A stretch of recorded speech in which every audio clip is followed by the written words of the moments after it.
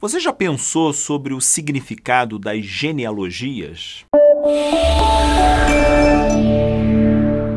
Pois é, sobre aquelas pessoas que estão na nossa linha de ascendência na família. Aquela grande árvore genealógica, onde estamos nós, nossos pais, nossos avós, bisavós e assim sucessivamente. Na antiguidade, as genealogias serviam como uma espécie de carteira de identidade. O pertencer a uma determinada família e esse sentimento de pertencimento, além de fazer com que a pessoa se sentisse parte de um grupo maior e em algum sentido, apoiada por esse grupo, era também uma distinção em relação ao seu posicionamento na sociedade.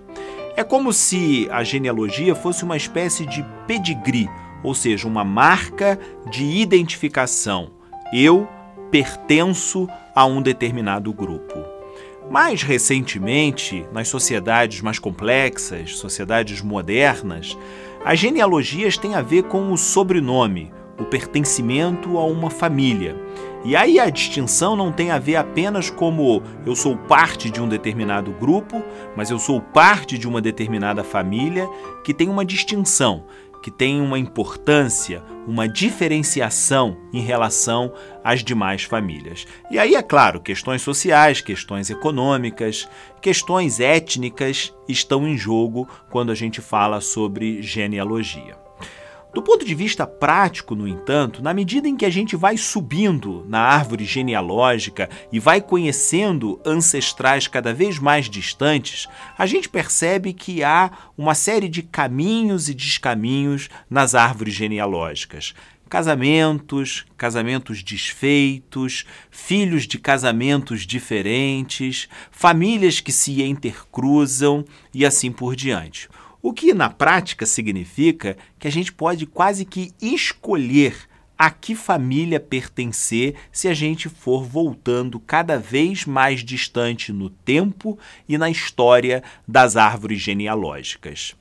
Em algum sentido, as genealogias são escolhas também. E é claro, essas escolhas são orientadas pela ideologia, são orientadas ideologicamente. Nós fazemos as escolhas que, em algum sentido, são as melhores para nós dentro do grupo social que nós estamos.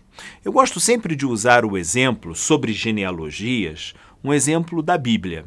A Bíblia, tanto no Antigo quanto no Novo Testamento, tem algumas genealogias, que são exatamente isso, servem como carteira de identidade, como marca de pertencimento de determinados personagens a determinados grupos familiares e, portanto, no caso do Antigo Testamento, o pertencimento ao povo de Deus, ao judaísmo.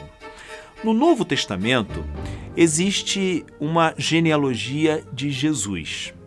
O curioso é que quando a gente lê essas genealogias, em primeiro lugar, se a gente lê a genealogia no Evangelho de Lucas e a genealogia no Evangelho de Mateus, elas são razoavelmente diferentes, o que mostra exatamente essa escolha, essa orientação da nossa ancestralidade. E não há problema nenhum nisso, isso tem a ver com a pluralidade da vida. Mas há um fator curioso na genealogia de Jesus.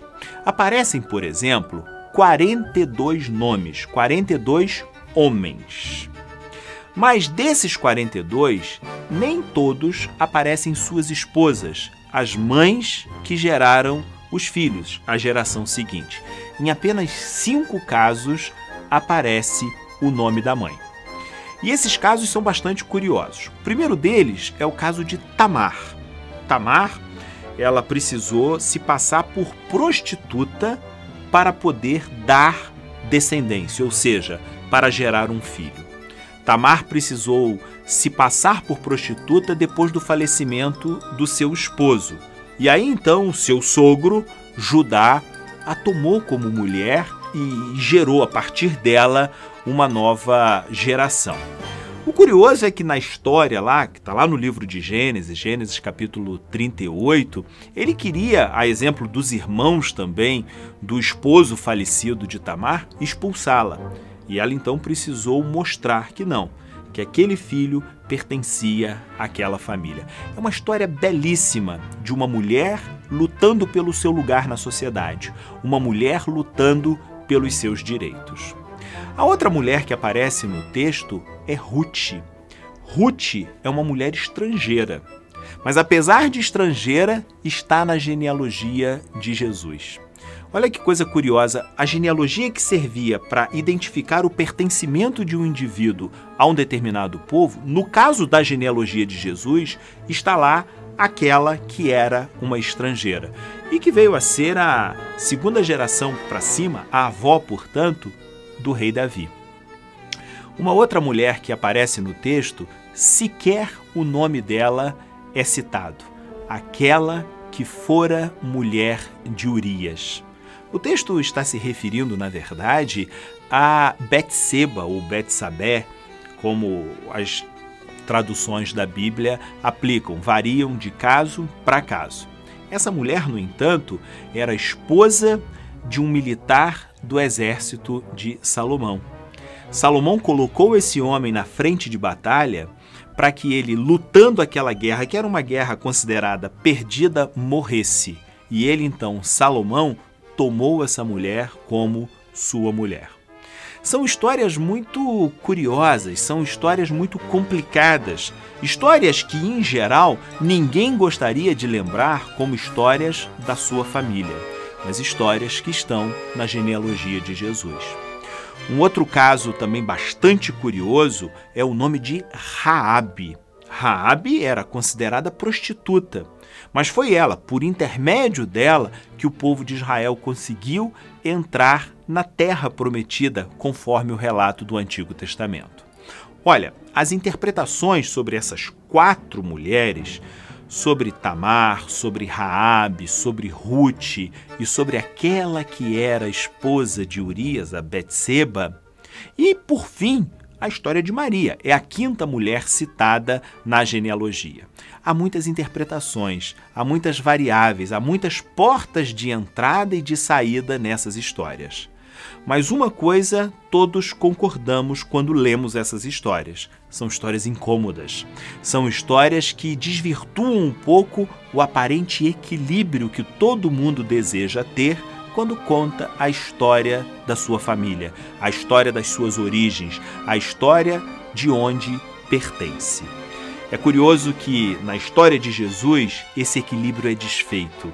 A tensão, a dialética, os conflitos, os dissabores que a vida humana tem estão lá, presentes, fortes, firmes e mostrando que a vida humana, na verdade, é sim o encontro de muitas forças, de muitas tensões.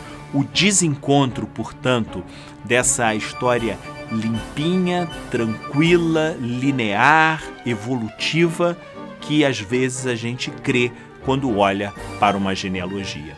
E na genealogia de Jesus, as escolhas feitas foram pela vida como ela de fato é, a vida real, a vida concreta das pessoas, com todas as suas virtudes e com todos os seus dissabores também. De mulheres lutando por um lugar ao sol, enfrentando uma sociedade patriarcal, machista, sexista e que jogava as mulheres e as tratavam, muitas vezes, como objetos. Na genealogia de Jesus está incorporada a valorização do feminino, a valorização da mulher, mas, acima de tudo, o respeito pela dignidade de toda pessoa humana, representada na fragilidade não por ser mulher, mas por ser objeto da violência masculina. Se as genealogias são escolhas, e são, na genealogia de Jesus há uma escolha clara pela dignidade da vida, toda a vida, especialmente aquelas que são alvo de violência, são alvo de preconceito e discriminação. A vida tornada alvo daqueles que violam a dignidade dela.